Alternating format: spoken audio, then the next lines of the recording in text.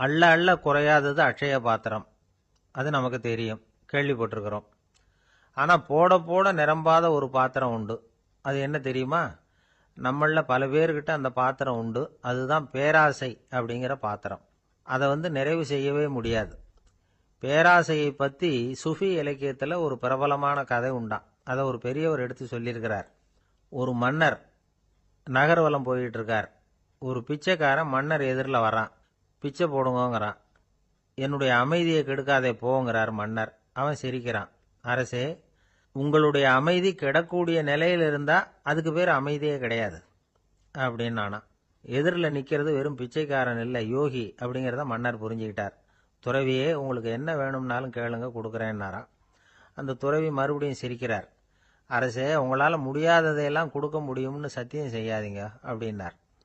மன்னருக்கு கோபம் வந்துட்டுது. என்ன இவர் இப்படி சொல்கிறாரே அப்படின்னு நினைச்சார். நகர்வலத்தை பாதியிலேயே நிறுத்தினார். வாங்க அரண்மனைக்குன்னார். துறவியை அழைச்சிக்கிட்டு அரண்மனைக்கு வந்துட்டார்.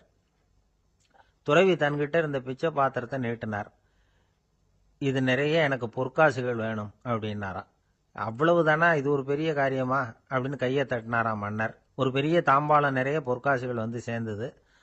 அதை அள்ளி போட்டார். போட போட அந்த பிச்சை பாத்திரம் நிரம்பவே இல்லை. பொற்காசுகள் போட போட அவ்வளவையும் உள்ளே வாங்கிக்கிட்டே இருக்குது. அரசாங்க கஜானாவே காலி ஆகிட்டுது. மூட்டை மூட்டையாக பொற்காசுகளை கொட்டி பார்த்துட்டாங்க.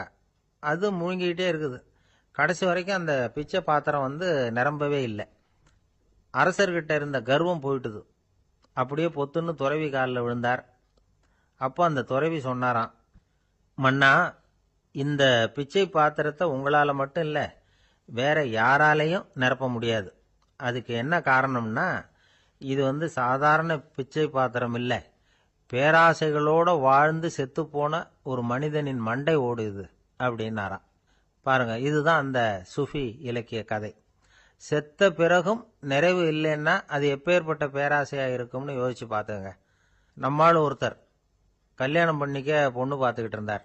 அழகு, அறிவு, படிப்பு எதுவும் தேவையில்லை, பணம் மட்டும் இருந்தால் போதும் அப்படின்னு பார்க்குறவங்க கிட்டெல்லாம் சொல்லி வச்சார். ரொம்ப நாளைக்கு அப்புறம் ஒரு பணக்காரர் கிடைச்சார். அவர் சொன்னார், இதை பாருங்க, எனக்கு 20 வயசில் ஒரு மகள். அவளை நீங்கள் கல்யாணம் பண்ணிக்கிட்டா 2 லட்சம் பணம் கொடுப்பேன். 25 வயசில் ஒரு பொண்ணு, அவளை கல்யாணம் பண்ணிக்கிட்டா 2.5 லட்சம் தருவேன். 30 வயசில் ஒரு பொண்ணு இருக்கா, அவளை கல்யாணம் பண்ணிக்கிட்டா 3 லட்சம் தருவேன். என்ன சொல்கிற அப்படின்னாராம். இவன் கொஞ்ச நேரம் யோசிச்சு பார்த்துருக்கான்.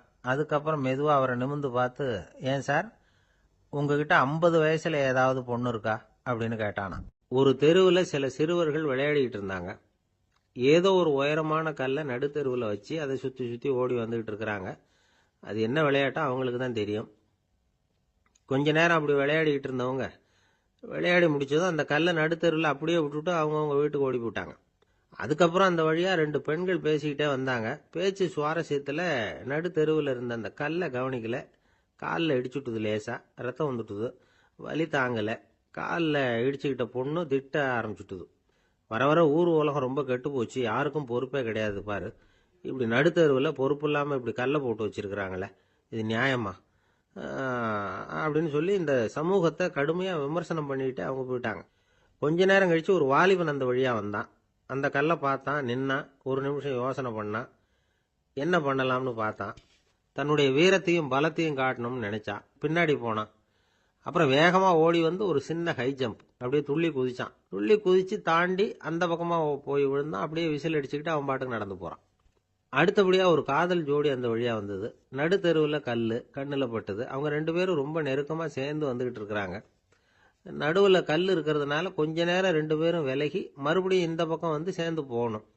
கொஞ்ச நேரம் நாம் பிரிய வேண்டி இருக்குதே அப்படின்னு வருத்தத்தோட முணுமுணுத்துக்கிட்டே இந்த பக்கம் வந்தாங்க. அதுக்கப்புறம் வழக்கம் போல் சேர்ந்து அவங்க பாட்டுக்கு எதிர்காலத்தை பற்றி கற்பனை பண்ணிக்கிட்டே போயிட்டாங்க. கடைசியாக அந்த வழியாக பார்வை இல்லாத ஒருத்தர் வந்துக்கிட்டு இருக்கார். அவர் கையில் வழக்கமாக வச்சிருக்கிற அந்த ஊன்றுகோல், கையில் இருக்கிற அந்த ஊன்றுகோலால் தனக்கு முன்னாடி அப்படியே இப்படியும் அப்படியே தட்டிக்கிட்டு பார்த்துக்கிட்டே அவர் மெதுவாக நடந்து வந்துக்கிட்டு இருக்கிறார். வழியில் இருக்கிற அந்த கல் தட்டுப்பட்டுது. உடனே நடுத்தெருவில் ஒரு கல் இருக்குங்கிறத அவர் புரிஞ்சுக்கிட்டார். உடனே குனிஞ்சார். அந்த கல்லை தடவி பார்த்து எடுத்தார். தெரு ஓரமாக கொண்டுட்டு போய் போட்டார். அதுக்கப்புறம் அவர் பாட்டுக்கு அவர் வழியில் நடந்து போனார். இப்போ இதுல பல பேர் வந்தாங்க போனாங்க. இவங்கள பார்வை உள்ளவங்க யார், பார்வை இல்லாதவங்க யார்? இப்படி ஒரு கேள்வி கேட்டா என்ன பதில் சொல்ல முடியும்? கொஞ்சம் யோசிச்சு பார்த்தா இன்னைக்கு பல பேர் இப்படிதான் இருந்துகிட்டு இருக்கிறோம். ஒரு ஆள் பார்க்கறதுக்கு பெரிய மனுஷன் மாதிரி இருக்கார். ஒரு தெரு வழியா நடந்து வந்துகிட்டு இருந்தார். இருட்டு நேரம். வழியில ஒரு பெரிய கல்லு கிடந்தது, கருங்கல்லு. பார்த்தார், கொஞ்ச நேரம் யோசிச்சார். போய் தூக்கி பார்த்தா ரொம்ப கனமா இருந்தது. இன்னொரு ஆள் சேர்ந்தாதான் தூக்க முடியும். இவர் உடனே ரோட்டோரமா போய் ஒரு மரத்தடியில உட்காந்துக்கிட்டார். ரெண்டு பக்கமும் பார்த்துக்கிட்டே இருக்கார், யாராவது வர்றாங்களான்னு. கொஞ்ச நேரத்துல ஒருத்தர் வந்தார், இவருக்கு தெரிஞ்சவர். என்னங்க இந்த நேரத்துல இங்க உட்காந்துருக்குறீங்கன்னு கேட்டார் அவர். அதோ அந்த கருங்கல் அப்படின்னு சுட்டி காட்டினார். ஓ, அதை தூக்கி ஓரமா போடணுமா? வாங்க ரெண்டு பேரும் தூக்கலான்னார் வந்தவர். நான் அதுக்காக உட்காந்துருக்கலன்னார் இவர். பின்ன வேற எதுக்காகன்னார் அவர். ஒரு மனுஷன் கருங்கல்லுல காலை இடிச்சுக்கிட்டான்னா எப்படி துள்ளுவான்னு பார்க்கணுங்கிறது எனக்கு ரொம்ப நாளா ஒரு ஆசை. அதுக்காக தான் உட்காந்துருக்கிறேன் அப்படின்னாராம். ஒரு பெரியவர் உட்கார்ந்துருக்கிறார். அவரை சுத்தி அவருடைய தோழர்கள் உட்கார்ந்துருக்கிறாங்க. ஏதோ ஒரு முக்கியமான செய்தியை அவர் அவங்களுக்கு சொல்லிட்டு இருக்கிறார். அவங்களும் ஆர்வமா கேட்டுக்கிட்டு இருக்கிறாங்க. இந்த சமயத்துல யாரோ ஒரு ஆள் வேகமா அங்க வர்றார். வர்ற வேகத்திலேயே எனக்கு ஏதாவது உதவி செய்யுங்க அப்படின்னு கேட்டுக்கிட்டே வர்றார். கேட்கறது உதவி, ஆனா குரல் மிரட்டுறது மாதிரி இருக்கு, அதட்டி கேட்கறது மாதிரி இருக்கு. இதை கேட்டது அந்த பெரியவர் ஆத்திரப்படலை, ஆனா அவரை சுத்தி இருந்தவங்க ஆத்திரப்பட்டாங்க. இதை பெரியவர் கவனிச்சார். கொஞ்சம் அமைதியா இருங்கன்னார். வந்தவரை கூப்பிட்டார். அவருக்கு சில பொருள்களை கொடுத்தார். என்னங்க இப்போ உங்களுக்கு மகிழ்ச்சி தானே அப்படின்னார். ஆ அப்படின்னு அலட்சியமா அவர் சொல்றார். நான் உங்களை நல்ல முறையில் நடத்தினேன்னா அப்படின்னு கேட்குறாரு அவர் மறுபடியும். அதெல்லாம் ஒன்றும் இல்லை அப்படின்னு சொல்லி அவர் சொல்லிட்டு இருக்கிறாரு. குரலில் கடுமை குறையில. சுற்றி இருந்தவங்களால இதை பொறுத்துக்க முடியல. கோபத்தோடு அவரை நோக்கி நெருங்க ஆரம்பிச்சாங்க. பெரியவர் அவங்களையெல்லாம் தடுத்து நிறுத்தினார். வந்தவரை வாங்க என்னோட அப்படின்னு சொல்லி அழைச்சிட்டு போனார். வீட்டுக்கு போனார். அங்கே போனதும் இன்னும் சில பொருள்களை எடுத்து அவர்கிட்ட கொடுத்தார். இப்போ திருப்தி தானே, நான் உங்ககிட்ட நல்ல முறையில் நடந்துக்கிட்டேனா அப்படின்னார். அவர் முகம் இப்போதான் கொஞ்சம் மலர்ந்தது. ரொம்ப நன்றி, இறைவன் உங்க குடும்பத்துக்கு எல்லா நன்மைகளையும் செய்வான் அப்படின்னு சொன்னார். இதே வார்த்தைகளை என்னுடைய தோழர்கள்கிட்டே சொல்லிட்டீங்கன்னா அவங்க கோபம் தணிஞ்சிரும், வர முடியுமான்னார். கண்டிப்பா வர்றேன் அப்படின்னாரு. மறுநாள் காலையில் அந்த இடத்துக்கு வந்தார். அதே மாதிரி சொல்லிவிட்டு அவர் போயிட்டார். தோழர்கள்லாம் ரொம்ப வியப்போடு பெரியவரை பார்த்தாங்க. அந்த பெரியவர் தான் நபிகள் நாயகம். அவர் சொன்னார், ஒருத்தன் ரொம்ப ஆசையா ஒரு ஒட்டகத்தை வளர்த்துக்கிட்டு வந்தான். ஒரு நாள் அந்த ஒட்டகம் கயத்தை அறுத்துக்கிட்டு ஓடி போயிட்டுது. அக்கம் பக்கத்தில் இருக்கிறவங்கெல்லாம் அந்த ஒட்டகத்தை பிடிக்கிறதுக்கு முயற்சி பண்ணாங்க. அதை துரத்திக்கிட்டு ஓடினாங்க. ஒட்டகம் தாறுமாறா ஓட ஆரம்பிச்சுது. இந்த சமயத்தில் ஒட்டகத்தை வளர்த்தவன் அங்கே ஓடி வந்தான். நீங்கள் அதை ஒன்றும் செய்ய வேணாம், விட்டுருங்க. அதோட சுபாவம் எனக்கு நல்லா தெரியும். அதை சுலபமாக என்னோட வழிக்கு கொண்டுட்டு வந்துட முடியும். நான் பார்த்துக்கிறேன், விட்டுருங்க அப்படின்னா. எல்லாரும் விலகி போயிட்டாங்க. இவன் என்ன செஞ்சான் தெரியுமா? கொஞ்சம் புல்லை கையில் எடுத்துக்கிட்டு அந்த ஒட்டகத்தை நெருங்கினான். அவ்வளவுதான். அது ஓடி இவன் காலடியில் உட்காந்துக்கிட்டது. செல்லமாக அதை அப்படியே தடவி கொடுத்தான். முதுகில் ஏறி உட்காந்துக்கிட்டான். அது பாட்டுக்கு சாதுவாக நடந்து போகுது. இந்த கதையை நபிகள் நாயகம் தம்முடைய தோழர்களுக்கு சொல்றார்.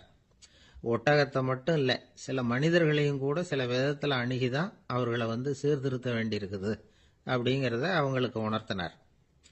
இது ஒரு அழகான உளவியல் அணுகுமுறை. சில குடும்ப தலைவர்கள் கூட இந்த ஒட்டகம் மாதிரி நடந்துகிறது உண்டு, அப்புறம் அடங்கி போறதும் உண்டு. ஒரு குடும்ப தலைவர் காலையில் எழுந்திரிச்சதுலேருந்து சத்தம் போட்டு கத்திக்கிட்டு இருப்பார். பக்கத்தில் இருந்தவங்கெல்லாம் ஓடி போய் சமாதானம் பண்ணி பார்த்தாங்க. அவர் ஓயறது மாதிரி தெரியல. கடைசியில் அவர் மனைவி வந்தாங்க. நீங்கள் எல்லாம் விலகி போயிடுங்க, அவர் சுபாவம் எனக்கு தெரியும், நான் பார்த்துக்கிறேன் அப்படின்னாங்க. சரின்னு எல்லாரும் போயிட்டாங்க. சாயந்தரமா பார்க்குறாங்க, அவர் சத்தம் இல்லாமல் ஒரு மூலையில் உட்காந்துருக்கிறார், ரொம்ப சாதுவா. ஆச்சரியமா இருந்தது. என்னம்மா பண்ணீங்கன்னு கேட்டாங்க. அது ஒன்றும் இல்லைங்க, ஒரு வேளை சாப்பாட்டை நிறுத்தினேன், பட்னி போட்டேன், அவ்வளவுதான் அப்படின்னாங்க அந்த அம்மா. இந்த உலகத்தில் எவ்வளவோ உயிரினங்கள் இருக்கு. ஒவ்வொன்றும் ஒவ்வொரு விதமாக சண்டை போடுது. இப்போ 2 மாடு சண்டை போட்டுக்குதுன்னு வச்சுங்க, என்ன பண்ணும்? 2 முட்டிக்கும். அதுக்கு சண்டை போடுறதுக்கு ஆயுதமாக உபயோகப்படுறது அதோட கொம்பு. 2 சேவல் சண்டை போட்டுக்குதுன்னு வச்சுங்க, அதுக்கு ஆயுதமாக உபயோகப்படுறது அதோட கால் நகம். காலால் தான் அது ஒன்றோட ஒன்று சண்டை போட்டுக்கும். ஆனால் 2 மனுஷன் சண்டை போட்டுக்கிறான்னு வச்சுங்க, இவன் இன்னதை தான் ஆயுதமாக உபயோகப்படுத்துவான்னு குறிப்பிட்டு சொல்ல முடியாது. கல்லை எடுப்பான், கத்தி எடுப்பான், துப்பாக்கி எடுப்பான், என்ன வேணாலும் பண்ணுவான். வாயால் திட்டுவான், கையால் அடிப்பான், காலால் உதைப்பான், சகலகலா வல்லவன். விலங்குகள்லாம் பொதுவாக வாயை சாப்பிட்றதுக்கு மட்டும்தான் உபயோகப்படுத்துது. ஆனால் இவனுக்கு சாப்பிட்றதுக்கும் அதுதான், சாப்பிட்டு விட்டு திட்டுறதுக்கும் அதுதான். ஆனால் ஒரு விஷயத்தில் மட்டும் கெட்டிக்கிறேன். அதாவது நாம் சண்டை போட்டுக்கிட்டாலும் பரவாயில்லை, கோழிகள் சண்டை போடாமல் இருக்கணும் அப்படின்னு ஆசைப்படுறான். எதுக்காக? கோழிகள் சண்டை போடாமல் இருந்தால் நிறைய முட்டைகள் போடுமா, அதுக்காக தான் இந்த அக்கறை. கோழி பண்ணை வச்சிருக்கிறவங்களுக்கு இது ஒரு பெரிய பிரச்சனை. அதாவது பண்ணையில் இருக்கிற கோழிகளுக்குள்ள அடிக்கடி சண்டை வந்துடும். அதனால் முட்டை உற்பத்தி குறைஞ்சிரும். சரி, இதுக்கு என்ன பண்ணுறது? பண்ணையில் போய் உட்காந்துக்கிட்டு தினமும் பஞ்சாயத்து பேசிகிட்டு இருக்க முடியுமா? அமெரிக்காவில் கோழி பண்ணை வச்சிருக்கிற ஒருத்தர் இதை பற்றி யோசனை பண்ணி பார்த்தாராம். ஒரு வழியையும் கண்டுபிடிச்சிருக்கார். கோழிக்கெல்லாம் மூக்கு கண்ணாடி மாட்டி விட்டுட்டோம்னா அது சண்டை போடுற குணம் குறைஞ்சிரும், முட்டை அதிகமாகிடும். அந்த கண்ணாடியில் உள்ள லென்ஸு சிவப்பு நிறத்தில் இருக்கணும், அவ்வளவுதான் அப்படின்னு அவர் கண்டுபிடிச்சாராம். இது ஏற்கனவே நடைமுறையில் கண்டுபிடிக்கப்பட்ட ஒரு விஷயம். ஆனால் எல்லா கோழிக்கும் சிவப்பு மூக்கு கண்ணாடி எப்படி மாட்டி விடுறது? அப்படியே மாட்டி விட்டாலும் அது நழுவாமல் இருக்கணுமே. இப்போ நாமெல்லாம் நடு விரலால் மூக்கு கண்ணாடி நடுவில் தொட்டு அப்படி ஸ்டைலாக சரி பண்ணிக்கிறோம். அது மாதிரி கோழி எப்படி சரி பண்ணிக்கும்? இதுதான் பிரச்சனை. இதுக்கு அவர் என்ன வழி கண்டுபிடிச்சாருன்னா, கோழிக்கெல்லாம் மூக்கு கண்ணாடிக்கு பதிலாக விழியொட்டு வில்லைகள், கான்டாக்ட் லென்ஸ், அதை பொருத்தி விட்டா என்ன அப்படின்னு யோசனை பண்ணார். அதே மாதிரி பண்ணார். அதே மாதிரி செஞ்சு பார்த்தார், வெற்றி. அதுக்கப்புறம் கோழியெல்லாம் சண்டை போட்டுக்கலையாம், சமாதான பிரியர்கள் ஆகிட்டு தான். கோழிகளுக்கு இயல்பாகவே சண்டை போடுற குணம் உண்டு. ஆனால் அதோட கண்ணுக்கு பார்க்குற பொருள்லாம் ரோஜா நிறத்துலையோ அல்லது இன்னும் சொல்ல போனால் அழுத்தமான சிவப்பு நிறத்துலையோ தெரிஞ்சதுன்னா சண்டை போடுற குணம் குறைஞ்சிருதான். அந்த சமயத்தில் அது அதிகமாகவும் முட்டையிட ஆரம்பிச்சுடுதான். அதே நேரத்தில் இறை எடுக்கிறத கூட குறைச்சிக்குதான். இது ஏன் இப்படி பண்ணுதுங்கிறது விஞ்ஞானிகளுக்கு இன்னமும் புரியலையா. எப்படியோ அமெரிக்க கோழிகள்லாம் கான்டாக்ட் லென்ஸ் பொருத்திக்க ஆரம்பிச்சாச்சு. கோழி கழுத்தை பிடிச்சிக்கிட்டு ஒரு சில வினாடிகளில் அதை பொருத்தி விடுறாங்களாம். கோழியோட ஆயுள் பூரா அது அப்படியே இருக்குமா. பண்ணையில் முட்டை உற்பத்தி குறைஞ்சா இது மாதிரி விஞ்ஞானபூர்வமாக பரிகாரம் தேடுறது தான் நல்லது. நமக்கு வேண்டியப்பட்ட ஒருத்தர், அவர் ஒரு கோழி பண்ணை வச்சுருந்தார். அந்த பண்ணையில் பாதி கோழி திடீர்னு செத்து போச்சு. உடனே ஒரு கால்நடை மருத்துவர்கிட்ட போக வேண்டியது தானே. அங்கே போகல. உள்ளூரில் மந்திரம் பண்ணிகிட்டு இருந்த ஒரு சாமியார்கிட்ட போனார். அவர் காலில் விழுந்தார். சாமி, என் பண்ணையில் பாதி கோழி செத்து போட்டுதுன்னார். சாமியார் யோசனை பண்ணார். சரி, பண்ணையில் வாசப்படி கிழக்கு பக்கமாக வச்சிருக்கியா மேற்கு பக்கமாக வச்சிருக்கியான்னு கேட்டார். கிழக்கு பக்கமாக இருக்குன்னார் அவர். அதுதான் தப்பு, மேற்கு பக்கமாக அதை மாற்று, சரியாக போடும்னாராம். அதே போல் இவர் போய் மாற்றிவிட்டார். அப்பவும் பாதி செத்து போச்சு. மறுபடியும் சொன்னார், சாமி மறுபடியும் பாதி கோழி செத்து போட்டுதேன்னார். சரி, கூரை எப்படி போட்டிருக்க, ஓடு போட்டிருக்கியா இல்லை கீத்து போட்டிருக்கியான்னார். ஓடு போட்டிருக்கேன்னாராம் அவர். அதுதான் தப்பு, கீத்து போட்டுரு, சரியாக போடும்னாராம். சரின்னு போய் அதையும் மாற்றி பார்த்தார். மறுபடியும் போயிட்டுது, கோழி செத்து போச்சு. வந்தார். மறுபடியும் பாதி செத்து போச்சு சாமின்னு வந்தார். இவரும் யோசனையை மாற்றி மாற்றி சொல்லிகிட்டே இருக்கிறார். இப்படி அவரும் மாற்றி மாற்றி பார்த்தார். 6வது தடவையாக அவரை தேடிட்டு வந்தார்.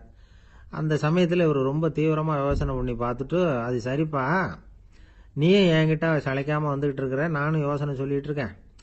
இப்போவும் உங்ககிட்ட சொல்கிறதுக்கு என்கிட்ட யோசனை நிறையா இருக்குது. ஆனால் சோதிக்கிறதுக்கு உங்ககிட்ட கோழி இல்லையே, என்ன பண்ணுறது அப்படின்னாராம் இவர். வங்க நாவலாசிரியர் சரத் சந்திரர் ஒரு நண்பர் அவர்கிட்ட வந்தார். வழக்கமாக எல்லா எழுத்தாளர்கள்கிட்டையும் கேட்குற ஒரு கேள்வியை கேட்டார். நீங்கள் எழுத்துத்துறைக்கு வந்தது எப்படி? இதுதான் கேள்வி. அதை தெரிஞ்சு என்ன பிரயோஜனம்னார் சரத் சந்திரர்.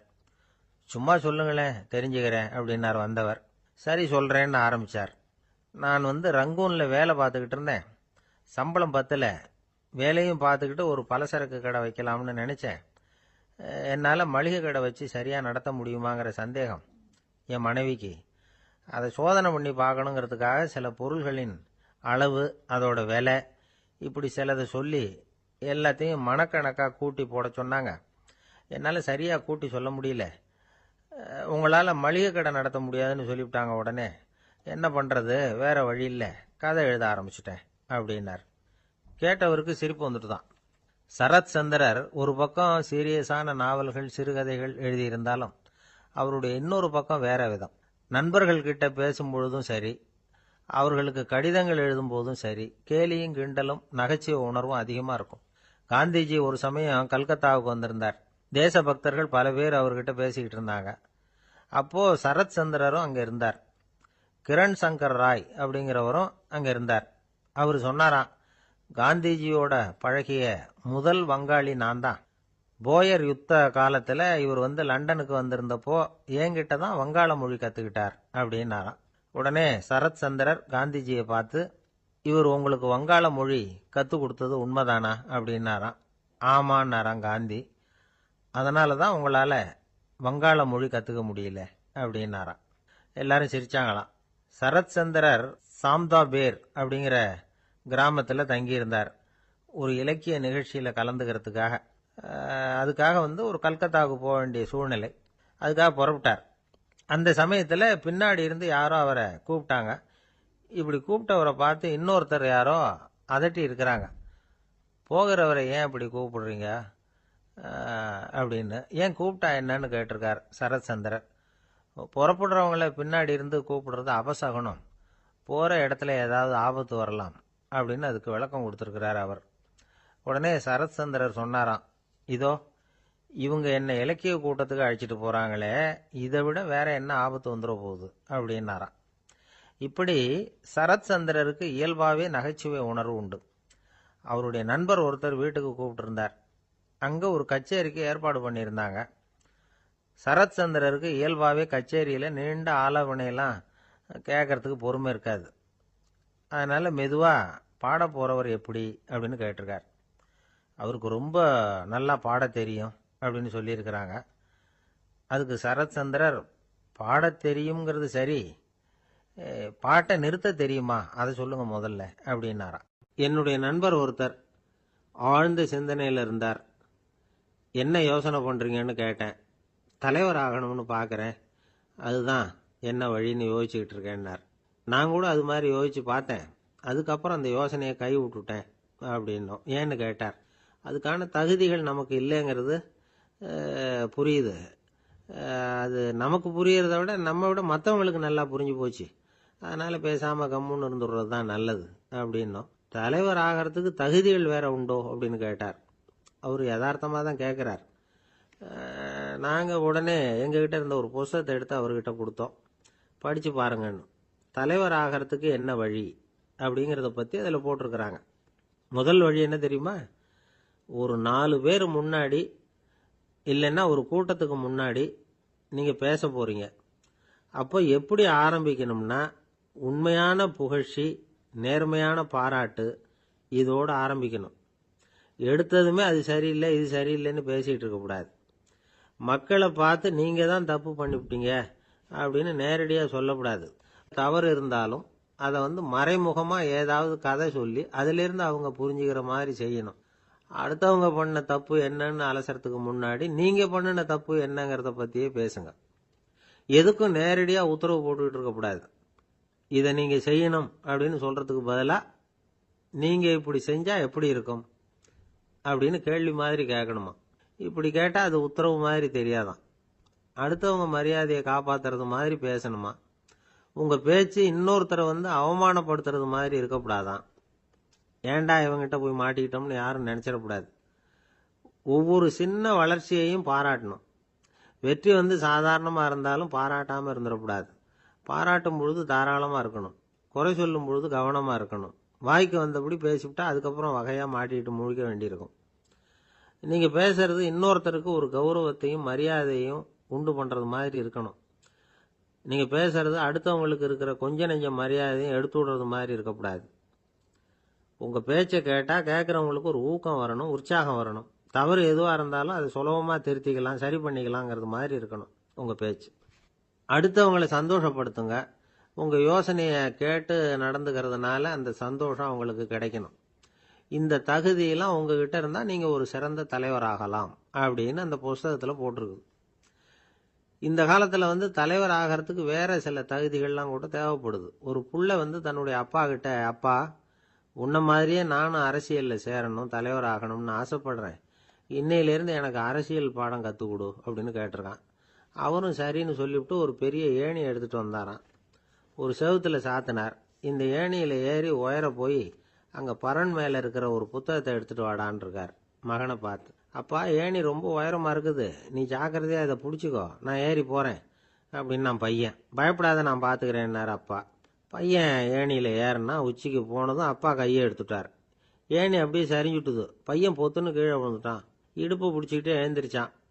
என்னப்பா இது, இப்படி என்னை ஏற விட்டுட்டு கையை விட்டுட்டியே, இப்படி கை விடலாமா அப்படின்னு கத்தியிருக்கான். அப்பா நிதானமாக சொன்னாராம், அவசரப்படாதேப்பா, அரசியலில் இதுதான் முதல் பாடம், பெத்த அப்பனா இருந்தாலும் அவனை நம்பாதே அப்படின்னு உபதேசம் பண்ண ஆரம்பிச்சாராம். ஒருத்தர் இருக்கார், நல்ல உத்தியோகத்தில் தான் இருக்கிறார். ஆனால் எப்போ பார்த்தாலும் முகத்தை வெறுப்பாக வச்சிருப்பார். அப்படியே வருவார் போவார். ஏன் சார் இப்படி இருக்கிறீங்க அப்படின்னு விசாரித்தோம். ஏன்டா இந்த வேலைக்கு வந்தோம்னு இருக்கு சார் அப்படின்னார். உங்கள் வேலை உங்களுக்கு பிடிக்கலையா அப்படின்னு கேட்டோம். இல்லைன்னார். இப்படிப்பட்டவங்க வெற்றிகரமான வாழ்க்கை வாழ முடியாது. இது நிபுணர்கள் கருத்து. வேலையை நேசிக்க தெரிந்தவர்கள் வெற்றி பெறுவார்கள் அப்படிங்கிறாங்க அவங்க. எந்த துறையாக இருந்தாலும் சரி, அந்த துறையில் வெற்றிகரமாக இருக்கிறவங்கள விசாரித்து பாருங்க. எனக்கு என்னுடைய வேலை ரொம்ப பிடிக்கும் அப்படின்னு சொல்கிறவங்களா தான் இருப்பாங்க. அப்படி இருந்தால் தான் அது வெற்றிகரமாக இருக்க முடியுது அவங்களால. ஒருத்தனுக்கு பிடித்தமான பொழுதுபோக்கே அவனுடைய தொழிலாக இருந்துட்டுதுன்னா அவனை மாதிரி கொடுத்து வச்சவன் வேற யாரும் இல்லை அப்படிங்கிறார் பெர்னாட் ஷா. ஒரு தடவை மன்னர் ஹுமாயூன் உயிரை தண்ணீர் முண்டு ஊற்றுகிற தொழிலாளி ஒருத்தர் காப்பாற்றினாராம் அந்த ஹுமாயூன் உயிரை. உடனே மன்னர் கேட்டிருக்கார், உனக்கு என்ன வேணும்னாலும் கேளு தரேன், உயர் பதவி வேணுமா அப்படின்னு கேட்டாராம். மன்னா, மக்களின் தாகம் தீர்க்கக்கூடிய இந்த பணியை விட உயர்ந்தது உண்டா அப்படின்னாராம் அந்த தொழிலாளி. அவரால் அவருடைய வேலையை நேசிக்க முடிஞ்சுது. அதனால் மகிழ்ச்சியாக இருக்க முடிஞ்சுது. நாமெல்லாம் அப்படி இல்லை. வேலை கிடைக்கிற வரைக்கும் கிடைச்சா போதும் அப்படின்னு இருக்கோம். கிடைச்சதுக்கப்புறம் ஏன்டா அந்த வேலைக்கு வந்தோம்னு ரொம்பவும் அழுத்துக்குவோம். சரி, நாம் இருக்கிற இடத்துல நாம் வெற்றிகரமாக இருக்க வழி உண்டா அப்படின்னா உண்டுன்னு சொல்கிறாங்க. அதாவது மன இயல் நிபுணர்கள் இருக்கிறாங்க இல்லையா, அவங்க அதுக்கு முக்கியமாக 6 வழிகள் சொல்கிறாங்க. நீங்கள் ஒரு அலுவலகத்தில் வேலை பார்க்குறவரா அப்படின்னா இதை கேளுங்க. அதாவது உங்கள் மேலதிகாரி எதிர்பார்ப்புக்கு தகுந்த மாதிரி உங்கள் வேலை இருக்குதா? அப்படி இல்லைன்னா முதல்ல உங்கள் வேலையின் தரம் உயரணும். உங்களுக்கு மேலே கீழே வேலை பார்க்குற பணியாளர்கள்கிட்ட நல்ல விதமாக பழகுறீங்களா? அந்த உறவு முறையில் ஏதாவது குறை இருந்தால் அதை கண்டுபிடிச்சி சரி பண்ணுங்க. நம்பிக்கைக்கு உரியவர் அப்படின்னு நீங்கள் பேர் எடுக்கணும். நீங்கள் எடுக்கிற முடிவு நல்ல முடிவாக தான் இருக்கும் அப்படின்னு அடுத்தவங்க சொல்லணும்.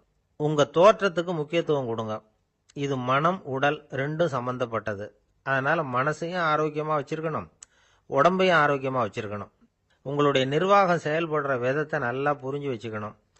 உங்களுடைய நிர்வாகம் இப்போ ஒரு காரியம் செய்யுதுன்னு வச்சுங்க, ஏன் அப்படி செய்யுது, எதுக்காக அப்படி செய்யுது, அதனுடைய குறிக்கோள் என்ன, அது நீடிக்கிறதுக்கு காரணம் என்ன, இதையெல்லாம் தெரிஞ்சுக்கணும். சிரிப்புக்கு வஞ்சகம் பண்ணக்கூடாது. நல்லா சிரிக்கணும், அப்போ தான் அது திரும்ப கிடைக்கும். கடந்த கால தோல்வியை பற்றி கவலைப்படக்கூடாது. முதலாளி விருப்பம் தெரிஞ்சு நடந்துக்கிறது நல்லது தான். அதுக்காக காக்கா பிடிக்கணுங்கிற அவசியம் இல்லை. உங்களுக்கு ஒரு பொறுப்பான வேலை கிடைக்குது, உடனே சத்தம் குழப்பம் அப்படின்னு சூழ்நிலையை இறுக்கமாக ஆக்கிடக்கூடாது. எந்த சூழலையும் இயல்பாக கையாளக்கூடியவர் அப்படிங்கிறத காட்டணும். இதெல்லாம் உங்கள் துறையில் நீங்கள் வெற்றி பெற நிபுணர்கள் சொல்கிற யோசனைகள். இவ்வளவு விவரமும் சொல்லிவிட்டு ஒருத்தரை பார்த்து கேட்டோம், இப்போ சொல்லுங்க, நீங்கள் செய்கிற வேலை உங்களுக்கு பிடிச்சிருக்குதா அப்படின்னோம். ரொம்ப ரொம்ப பிடிச்சிருக்குது அப்படின்னார். சரி, என்ன செஞ்சிட்டு இருக்கிறீங்க அப்படின்னு கேட்டோம். சும்மா தான் இருக்கிறேன் அப்படின்னார் அவர். அவர் ஒரு பெரிய குடும்பத்தில் பிறந்தவர். இருக்கிற சொத்துக்கள் எல்லாத்தையும் வாரி வழங்கிவிட்டு காட்டுக்கு புறப்பட்டார் தவம் செய்யறதுக்காக. இருந்தது பூராவும் கொடுத்துட்டார். இனிமே எதுவுமே இல்லை கொடுக்கறதுக்கு. அப்போ கடைசியாக ஒருத்தன் கையை நீட்டினான். ஐயா, ஏதாவது கொடுங்கன்னா. அவர் பார்த்தார். கட்டியிருக்கிற வேட்டியை தவிர வேற எதுவுமே இல்லை. 8 முழம் பட்டு வேட்டி, ஜரிகை கரையோடு இருக்குது. கடைசியாக அதை தான் எடுத்து கட்டிக்கிட்டு அவர் புறப்பட்டுக்கிட்டு இருக்கிறார். அவர் பார்த்தார், எதிரில் அவன் பரிதாபமாக நின்றுட்டு இருக்கிறான். அந்த 8 முழ வேட்டியை 2ஆக கிழிச்சார். 4 முழத்தை அவங்ககிட்ட கொடுத்துட்டு மீதி 4 முழத்தை தன்னுடைய இடுப்பில் கட்டிக்கிட்டு அவர் காட்டுக்கு போயிட்டார். இவன் என்ன பண்ணான் தெரியுமா? கையில் கிடைச்ச 4 முழத்தை எடுத்துக்கிட்டு கடை வீதிக்கு போனான். பழைய பட்டு வேட்டி ஜருகை இதெல்லாம் விலைக்கு வாங்குற வணிகர் ஒருத்தர் இருந்தார். அவர்கிட்ட போனான். இதை விலைக்கு எடுத்துக்கிறீங்களான்னு கேட்டான். அவர் வாங்கி பார்த்தார். ஆகா, ரொம்ப அருமையான வேட்டி, விலை வசந்த ஜருகை, இது ஏது உனக்குன்னு கேட்டார். அவன் நடந்ததை சொன்னான்.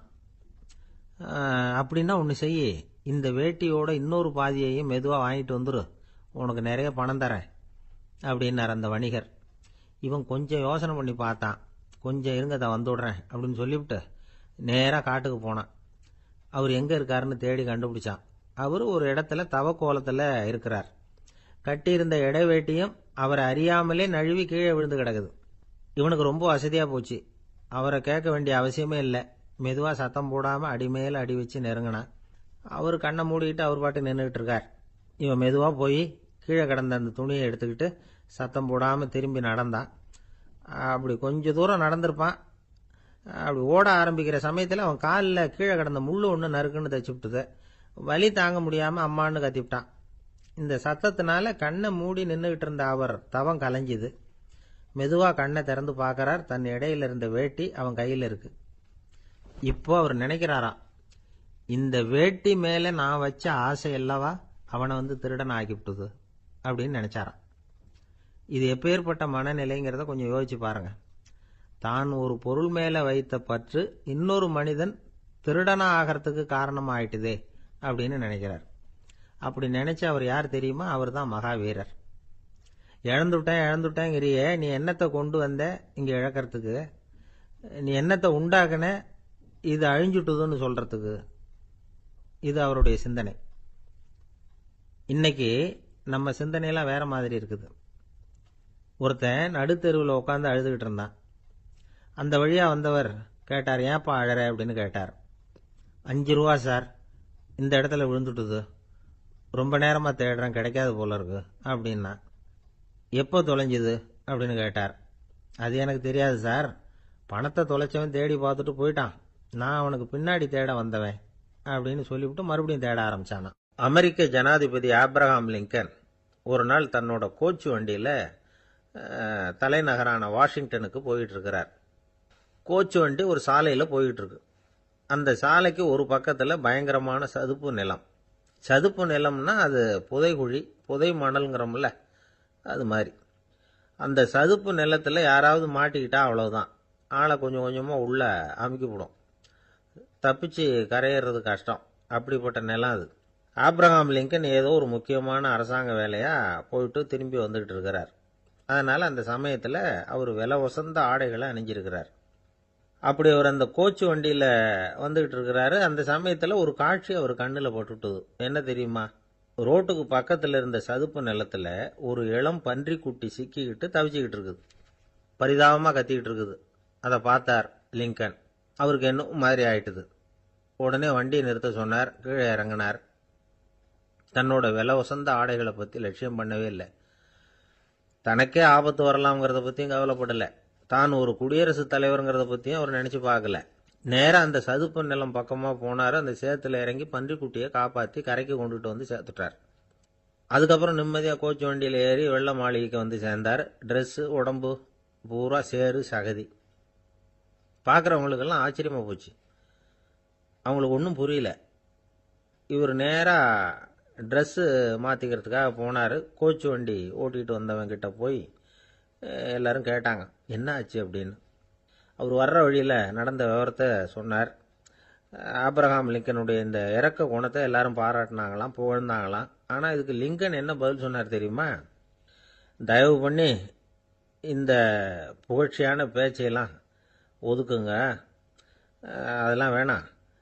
அந்த சின்ன பிராணி சகதியில் மாட்டிக்கிட்டு துடிச்சிக்கிட்டு இருந்தது, அதை பார்த்தேன். உடனே என்னுடைய இதயத்தில் ஒரு முள்ளு தைச்சது மாதிரி ஒரு உணர்வு. அந்த முள்ளை பிடுங்கி எறிஞ்சேன், அவ்வளவுதான். உண்மையில் அந்த பிராணிக்கு நான் வந்து உதவினேங்கிறத விட எனக்கு ஏற்பட்ட இன்னலை போக்கிட்டேன் அப்படிங்கிறது தான் உண்மை. அதுதான் பொருத்தம். அப்படி இருக்கிறப்போ இதில் புகழறதுக்கு என்ன இருக்குது அப்படின்னாராம் ஆப்ரஹாம் லிங்கன். எவ்வளவு யதார்த்தமான வார்த்தைகள் பாருங்க. இந்த காலத்தில் நம்மளையும் பல பேர் அப்படி உண்டு. நீச்சல் தெரியாத ஒரு ஆள் தண்ணியில் இறங்கிட்டான். தண்ணி ஆழம்ங்கிறது அப்புறமா தான் தெரிஞ்சுது. தத்தளிக்க ஆரம்பிச்சுட்டான். வாழ்னு கத்துறான். கரையில் நின்றுட்டு இருந்த ஒருத்தர் இதை பார்த்தார். உடனே அவருக்கு இதயத்தில் முள்ளு தைச்சது மாதிரி ஒரு உணர்வு. உடனே குபீர்னு தண்ணியில் பாய்ஞ்சார். அவரை காப்பாற்றி கரைக்கு கொண்டுட்டு வந்து சேர்த்தார். இதை பார்த்துக்கிட்டு இருந்த இன்னொருத்தர் காப்பாற்றின அந்த ஆளை பாராட்டி புகழ்ந்தார். என்ன புகழாதீங்க சார் அப்படின்னார் அவர். ஏன்னு கேட்டார் இவர். நான் அந்த ஆளை ஏன் காப்பாற்றினேன் தெரியுமா? அவன் நேற்றுக்கு என்கிட்ட 300 ரூபா கடன் வாங்கியிருக்கிறான். இவன் தண்ணியில போட்டான்னா நான் கொடுத்த கடனும் தண்ணியில போடும். அதனால தான் விழுந்து காப்பாத்தினேன் அப்படின்னா அந்த ஆள். ஒரு இலக்கிய கூட்டம் ஏற்பாடு பண்ணியிருக்கிறோம், நீங்க அவசியம் வந்து அதில் பேசணும் அப்படின்னு கேட்டுக்கிட்டார் ஒருத்தர். வேணாங்க, 4 பேருக்கு முன்னாடி வந்து நிற்கிறதுனா எனக்கு ரொம்ப கூச்சமாக இருக்கும் அப்படின்னாரு இவர். ஏன் சார் இன்னமும் குழந்த மாதிரி கூச்சப்படுறீங்களே அப்படின்னார் அவர். அவரை ஒரு மாதிரியாக சமாளித்து அனுப்பி வச்சுட்டு அதுக்கப்புறம் அதை பற்றி இவர் யோசிச்சு பார்த்துருக்கார். சில நிபுணர்கள் எழுதியிருக்கிறத படிச்சும் பார்த்துருக்கிறார். மனோதத்துவ நிபுணர்கள் என்ன சொல்கிறாங்க தெரியுமா? 10லேருந்து 20% குழந்தைகள் பிறக்கிறப்பவே கூச்ச சுபாவம் கொண்டதாக தான் இருக்குதான். ஒரு தாத்தா தன்னோட பேர பிள்ளைய ஆசையாக கூப்பிடுறார் விளையாட்டு காட்ட, அதை அழுதுகிட்டு ஓடி போகுது. ஒரு அம்மா தன்னோட பிள்ளைய பள்ளிக்கூடத்தில் சேர்க்கறதுக்காக கூப்பிட்டுக்கிட்டு போகிறாங்க. அந்த புள்ள அம்மாவோட முந்தானையில் ஒளிஞ்சிக்கிட்டு வெளில வரமாட்டேங்குது. இவங்களெல்லாம் எப்படி சமாளிக்கிறது? குழந்தைகளோட கூச்ச சுபாவத்தை போக்குறது எப்படி?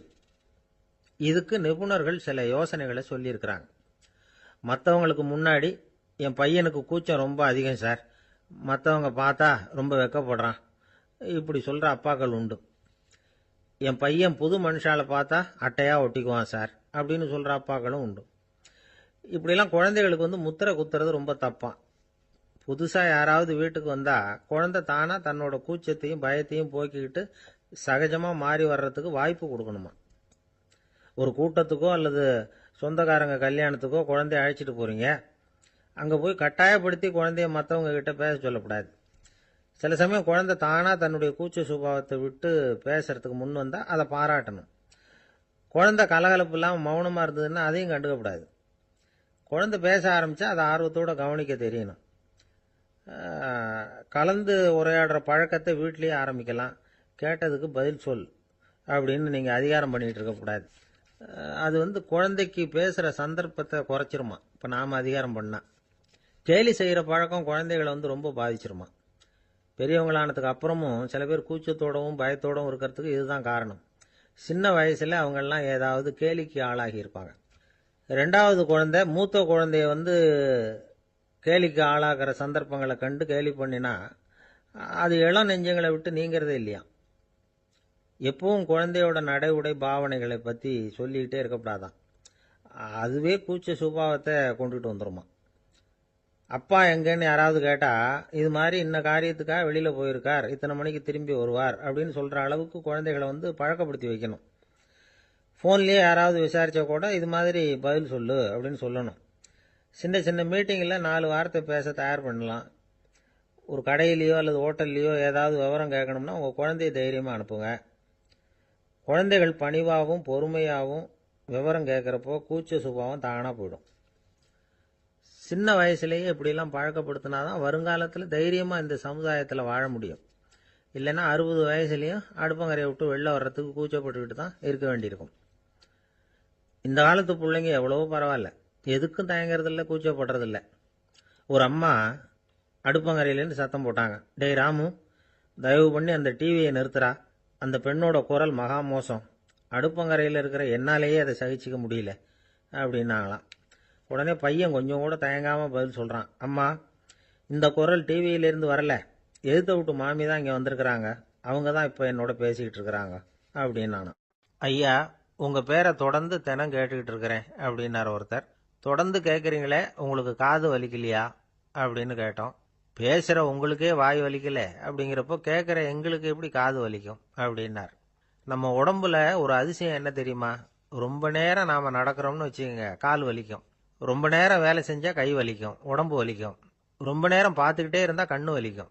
ரொம்ப நேரம் பேசிக்கிட்டே இருந்தால் வாய் கூட வலிக்கும். ஆனால் ரொம்ப நேரம் கேட்டுக்கிட்டே இருக்கிறதுனால காது வலிக்கிறது இல்லை. அதனால் கேட்கறதுக்கு முக்கியத்துவம் கொடுத்தாங்க நம்ம பெரியவங்க. திருவள்ளுவர் வந்து தேவையில்லாமல் வார்த்தைகளை உபயோகப்படுத்த மாட்டார். ஒரு திருக்குறள்னு எடுத்துக்கிட்டாவே அதில் மொத்தம் 7 வார்த்தைகள், அவ்வளவுதான். அப்படி 7 வார்த்தைகள் மட்டுமே உள்ள ஒரு திருக்குறளில் வள்ளுவர் ஒரே வார்த்தையை 5 தடவை உபயோகப்படுத்தியிருக்கிறார், திரும்ப திரும்ப பயன்படுத்தியிருக்கிறார். அப்படின்னா அதை எந்த அளவுக்கு வலியுறுத்தி சொல்கிறார் அப்படிங்கிறத நாம் புரிஞ்சுக்கணும். அது என்ன குறள்? செல்வத்துள் செல்வம் செவிச்செல்வம், அச்செல்வம் செல்வத்துள் எல்லாம் தலை. செவிச்செல்வம்ங்கிறது அவ்வளவு முக்கியமானது. கற்றலின் கேட்டல் நன்று. அதிகம் கேட்கணுங்கிறதுக்காக தான் எவ்வளவு கேட்டாலும் காது வலிக்கிறது இல்லை. குறைச்சலாக பேசணும், அதிகமாக கேட்கணும். இன்னொரு விஷயம் கவனிங்க. நம்ம உடம்புல கண்ணுக்கு மூடி இருக்குது, எதையாவது நாம் பார்க்க விரும்பலைன்னா உடனே கண்ணை மூடிக்கலாம். நம்ம வாய்க்கு மூடி இருக்குது, பேச விருப்பம் இல்லையா, வாயை மூடிக்கலாம். மூக்குக்கு கூட மூடிக்கிற வசதி இருக்குது, எதையாவது முகர விருப்பம் இல்லையா, மூச்சை அடக்கிக்கலாம். ஆனால் பாருங்க, காதுக்கு மூடி கிடையாது. அதை கையால் தான் மூட முடியும். யார் என்ன சொன்னாலும் அது நல்லதோ கெட்டதோ காதில் விழுந்துக்கிட்டு தான் இருக்கும். அறிவு தான் நல்ல விஷயங்களை எடுத்துக்கிட்டு கெட்ட விஷயங்களை விட்டுடணும். நல்ல கருத்துக்கள் நம்ம காதில் நிறைய விழுந்துக்கிட்டே இருக்கணும். அதை கேட்டு நாம் நல்லபடியாக வாழணுங்கிறது தான் படைப்பின் விருப்பம். ஆன்மீகவாதிகள் கூட ஒன்று சொல்லுவாங்க. அதாவது, ஆன்மீக பாதையில் நீங்கள் முன்னேறணும்னா முதல்ல சிரவணம் செய்யணும்பாங்க. அதாவது பெரியவங்க சொல்கிற நல்ல கருத்துக்களை கேட்கணும் அப்படின்னு அதுக்கு அர்த்தம். அதனால் யார் நல்ல கருத்துக்களை சொன்னாலும் அதை காது கொடுத்து கேளுங்க. இவ்வளவு கருத்துக்களையும் நம்ம நேயர் ஒருத்தர்கிட்ட சொல்லிகிட்டு இருந்தோம். அவரும் சரி சரின்னு தலையாடிக்கிட்டே இருந்தார். அப்புறம் சொன்னார், நீங்கள் சொல்கிறது சரிதான் சார், காதுக்கு மூடி இல்லைங்கிறது ரொம்ப சரி. அதனால தான் உங்கள் தகவல் கூட நாங்கள் விரும்புகிறோமோ இல்லையோ தினம் காதில் விழுந்துக்கிட்டு இருக்குது அப்படின்னார். எங்களுக்கு ரொம்ப பெருமையாக இருந்தது. அப்படியா அப்படின்னோம். ஆனாலும் என்ன மாதிரி சில பேர் நீங்கள் தகவல் சொல்கிற சமயத்தில் காதில் மூடி இல்லையேன்னு சொல்லி கவலைப்படுறதில்ல சார் அப்படின்னார். ஏன்னு கேட்டோம். காதை மூடுறதுக்கு தானே வசதி இல்லை, ரேடியோவை மூடுறதுக்கு வசதி இருக்குதுல்ல, அதனால் டக்குன்னு அதை மூடி வச்சுருவோம் அப்படின்னார். அம்மாக்காரங்களுக்கு அடிக்கடி ஏற்படுற கவலை ஒன்று உண்டு. அதாவது, குழந்தை சரியாக சாப்பிட மாட்டேங்குதே அப்படிங்கிற கவலை. இவங்கெல்லாம் ஒரு விஷயத்தை நல்லா புரிஞ்சுக்கணும். குழந்தைகள்ங்கிறவங்க பெரியவங்க மாதிரி இல்லை. அவங்க கடிகாரத்தில் மணியை பார்த்துட்டு சாப்பிட்றதுக்கு உட்கார்ற ரகம் கிடையாது. பசிச்சா சாப்பிடுவாங்க, இல்லைன்னா விளையாடுவாங்க அல்லது தூங்குவாங்க. அது புரியாமல் அவங்கள கட்டாயப்படுத்தி அல்லது மிரட்டி சாப்பிட வைக்கிறது ரொம்ப தப்பு. ஒரு 8 மாத குழந்தைக்கு 3 மணி நேரத்துக்கு ஒரு தடவை பசிக்கும். அந்த நேரம் பார்த்து சாப்பாடு கொடுத்தா அடம் பண்ணாமல் அது பாட்டுக்கு சாப்பிட்றோம். அதே குழந்தைக்கு 1 வயசு ஆகிறப்போ 4 மணி நேரத்துக்கு ஒரு தடவை பசிக்கும். இந்த வயசில் இயற்கையாகவே பசி குறைஞ்சிருக்கும். அது புரியாமல் என் குழந்தை முன்னாடி மாதிரி இப்போ சரியாக சாப்பிட மாட்டேங்கிறான் அப்படின்னு சில பேர் டாக்டர்கிட்ட போய் சொல்லிக்கிட்டு இருப்பாங்க. இன்னொரு விஷயம், ஒரு குழந்தைக்கு வயசு அதிகமாகிற வேகத்துக்கு உடம்பு எடையும் அதிகமாகிக்கிட்டே போகாது. உடம்பு எடை அதிகமாகிற வேகம் குறைஞ்சிக்கிட்டே வரும். 6 மாத குழந்தைக்கு ஒரு வாரத்தில் 150 கிராம் எடை கூடும். ஒரு வயசில் வாரத்துக்கு 71 கிராம் எடை கூடும். இது புரியாமல் அதிகமாக சாப்பாட்டை கொடுத்து குழந்தைய கஷ்டப்படுத்தக்கூடாது. ஏன்னா அளவுக்கு மீறின உணவு அஜீரணத்தை உண்டு பண்ணிவிடும். குழந்தைக்கு ஒரு தட்டில் கொஞ்சமாக ஆகாரத்தை வச்சு கொண்டுகிட்டு போய் கொடுக்கணும். மலை மாதிரி குவிச்சு வச்சா அதை பார்த்ததுமே பசி அடங்கி போயிடும். அடித்து மிரட்டி பயமுறுத்தி குழந்தைய சாப்பிட வைக்கிற பழக்கம் இருக்குது பாருங்க, அதுக்கு ஃபுட் ஃபோர்ஸிங் அப்படின்னு பேர்.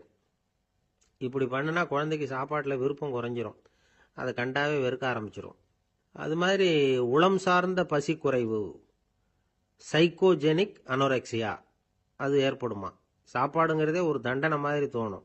குழந்தைகளுக்கு பிடிச்ச மாதிரியான ஆகாரத்தை கொடுக்கணும். சத்து அதிகம் இருக்குங்கிறதுக்காக அதுக்கு பிடிக்காத ஆகாரத்தை கொடுத்து கட்டாயப்படுத்தக்கூடாது.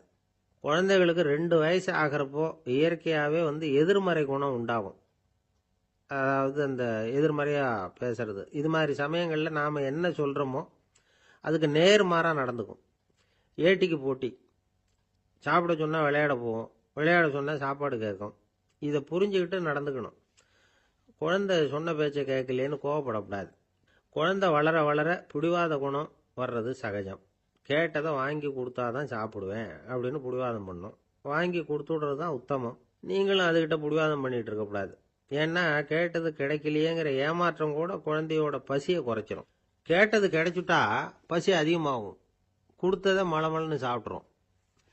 குழந்தைகளுக்கு கண்ட கண்ட நேரத்தில் சாப்பிட்றதுக்கு எதையாவது வாங்கி கொடுத்துக்கிட்டு இருந்தால் சாப்பாட்டு நேரத்தில் சாப்பிடாம அடம் பண்ண ஆரம்பிச்சிடும். பள்ளிக்கூடம் போகிற பிள்ளைங்க காலை உணவை சரியாக சாப்பிட மாட்டாங்க. அச்சம், அவசரம், பரபரப்பு இதெல்லாம் தான் காரணம். பள்ளிக்கு புறப்படுறதுக்கு ஒரு 3/4 மணி நேரத்துக்கு முன்னாடியே சாப்பாடு போட்டுருங்க, அது சரியாக போடும். படிக்கிற குழந்தைகள் உடல் சோர்வு, மனச்சோர்வு இது காரணமாக கூட சாப்பிட மறுக்கிறது உண்டு. இப்போ உதாரணமாக சாயந்தரம் விளையாடி விட்டு வீட்டுக்கு வந்ததும் சாப்பிட சொன்னால் வேணாம்பாங்க. இது உடல் சோர்வு. ரொம்ப நேரம் வீட்டு பாடங்களை செஞ்சு முடித்த கையோடு சாப்பிட சொன்னாலும் அவங்களால சரியாக சாப்பிட முடியாது. இது உளச்சோர்வு, அதாவது மனச்சோர்வு. இதை தவிர குழந்தைகளுக்கு உடல் நலக்குறைவு ஏற்பட்டால் கூட சாப்பிட மறுக்கிறது உண்டு. சில மருந்து மாத்திரைகள் கூட பசியை குறைச்சிரும். அதனால் சரியாக தெரிஞ்சுக்கிட்டு குழந்தைகளை சாப்பிட வைக்கணும். அது புரியாமல் கையில் சாப்பாட்டு தட்டை வச்சுக்கிட்டு குழந்தைகளை விரட்டிக்கிட்டு அலையக்கூடாது. ஒரு சின்ன பையன் சொன்னான், எங்கள் அம்மா சாப்பாடு போடுறது தெரிஞ்சால் நான் உடனே வீட்டை விட்டு வெளியில் ஓடி போடுவேன் அப்படின்னா. ஏன் அப்படி பண்ணுறேன்னு கேட்டோம். எங்கள் அப்பா கூட அது மாதிரி தான் சார் பண்ணுவார் அப்படிங்கிறான். கங்கை கரை தோட்டம் பக்கத்தில் ஒரு ஆசிரமம், அங்கே ஒரு பெரியவர் தங்கியிருக்கிறார். அவர் தான் ராமகிருஷ்ண பரமஹம்சர். அந்த ஆசிரமம் இருந்த இடம் கரக்பூர். வங்காளத்தில் பொதுவாக எல்லாரும் மீன் சாப்பிட்றது உண்டு. கங்கையில் குளிச்சுட்டு கையில் ஒரு மீனோட வர்றது வழக்கம். இவர் இருக்கிற இடத்துக்கு கங்கையில் படகு வழியாக வரணும். அப்படி தான் எல்லாரும் வருவாங்க. வர்றவங்கள ஒன்று கூட்டி ஆன்மீக விஷயங்களை பற்றி பேசிக்கிட்டு இருப்பார். ஒவ்வொரு நாள் ஒவ்வொருத்தர் நகரத்துக்கு போகணும். வரும்பொழுது மீன் கொண்டுகிட்டு வரணும். அதுக்கு ஒரு அட்டவணையே உண்டு ஆசிரமத்தில். அது பிரகாரம் ஒரு நாள் சுவாமி யோகானந்தர் படகுல போனார். படகை செலுத்தினவங்க ராமகிருஷ்ணரையும் சுவாமி யோகானந்தரையும் மற்றவங்களையும் பித்தர்கள் அப்படின்னு சொல்லி ஏளனமாக பேசினாங்க. அவங்க என்ன பைத்தியம் பிடிச்சவங்க அப்படிங்கிறது மாதிரி. சுவாமி யோகானந்தருக்கு ரொம்ப மென்மையான இதயம். இவங்க இப்படி கண்ணாபின்னான்னு பேசுகிறத பார்த்தா மீனை வாங்கிட்டு திரும்புகிறப்போ என்ன நடக்குமோ அப்படிங்கிற பயம் வேற வந்துட்டுது அவருக்கு. அவ்வளவு மென்மையானவர். இதை தெரிஞ்சுக்கிட்ட ராமகிருஷ்ணர், யோகானந்தா இங்கே வா அப்படின்னு கூப்பிட்டார். இவர் கண்ணீரை தொடச்சிக்கிட்டே கிட்ட போனார். சொன்னார், ஐயா, படகு ஓட்டுறவங்க உங்களை பற்றி மோசமாக பேசுகிறாங்க. என்ன திட்டினா பரவாயில்ல, ஆனால் உங்களை அவங்க திட்டுறாங்க. அதை என்னால் தாங்கிக்க முடியல அப்படின்னார். இதை கேட்டதும் ராமகிருஷ்ணருக்கு கோபம் வந்துட்டு தான். என்னது, உன்னுடைய குருவை பற்றி அவங்க மோசமாக பேசும்பொழுது நீ சும்மா இருந்தியா? வெளியில் போ அப்படின்னு விட்டார். குரு நிந்தனை செய்கிறப்போ அதை கேட்டுக்கிட்டு சும்மா இருக்கலாமா? குரு நிந்தனையை கேட்டால் பாவம் இல்லையா? என்னை தூற்றும் போது அவங்க பாவம் செய்கிறாங்க. அதை கேட்டுக்கிட்டு நீ சும்மா இருந்தால் நீயும் பாவம் செய்கிற அப்படின்னாராம். அடுத்த நாள் சுவாமி நிரஞ்சனானந்தர் போக வேண்டிய நாள். இவர் படகுல போகும்பொழுதும் அதே மாதிரி நடந்துதான். அவங்க மோசமாக பேச ஆரம்பித்தாங்க, திட்ட ஆரம்பித்தாங்க.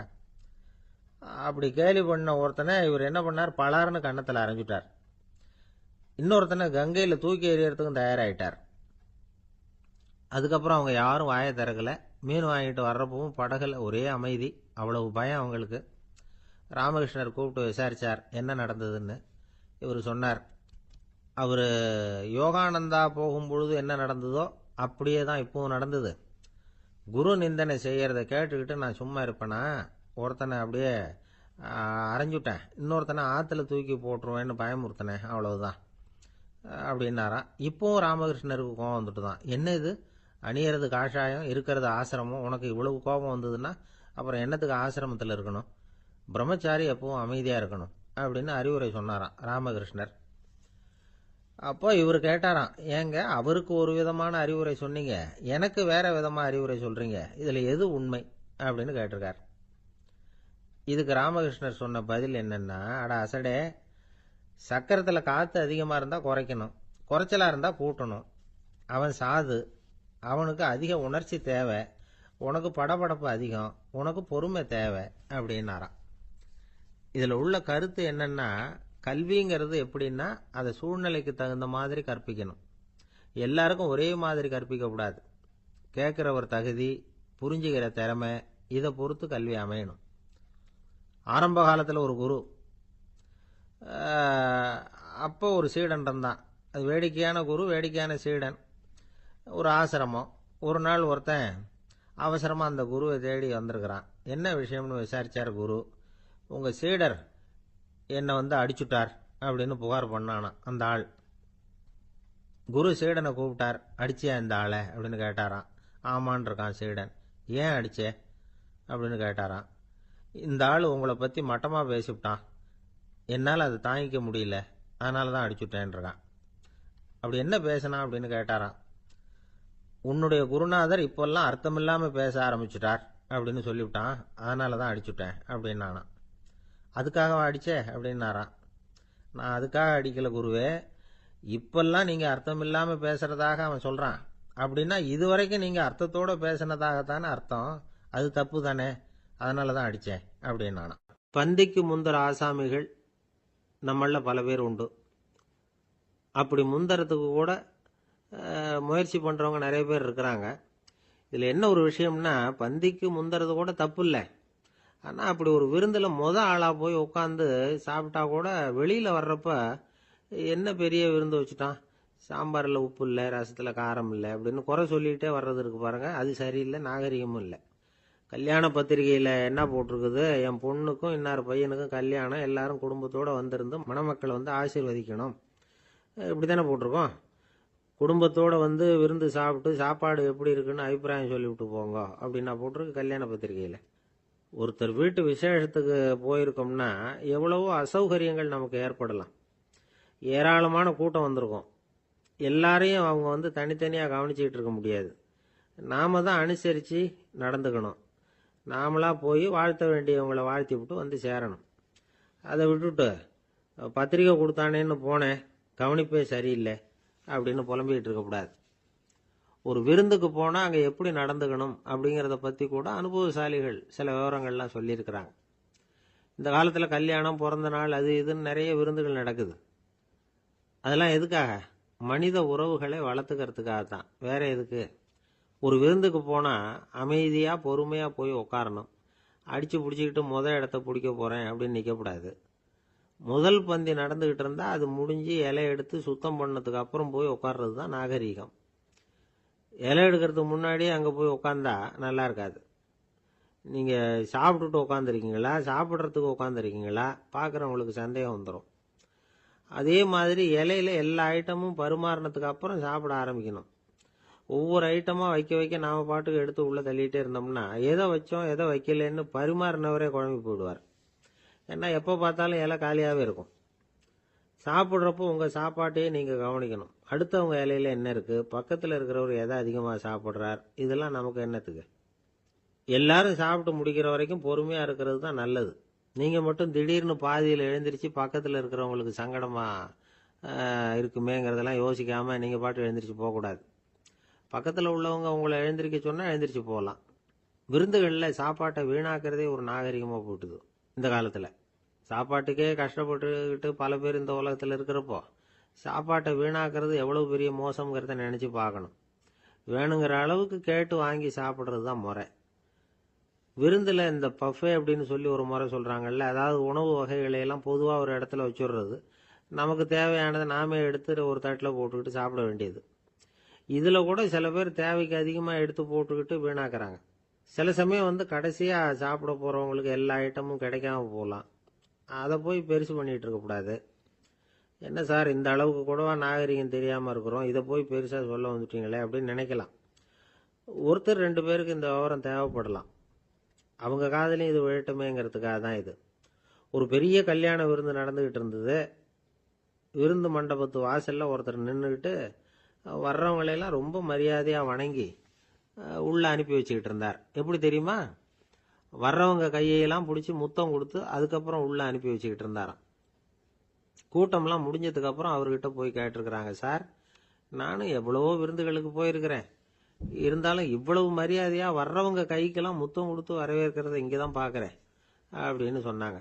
அதுக்கு அவர் சொன்னார், அட போங்க சார், நான் முத்தம் கொடுக்கல, முந்தின பந்திக்கு வந்து சாப்பிட்டவங்களே அடுத்த பந்திக்கும் வர்றாங்களான்னு மோந்து பார்த்து அனுப்பி வச்சுக்கிட்டு இருந்தேன் அப்படின்னார். ஒருத்தர் ரொம்ப அவசரமாக போய்கிட்டு இருந்தார். எங்கே சார் போகிறீங்கன்னு கேட்டோம்.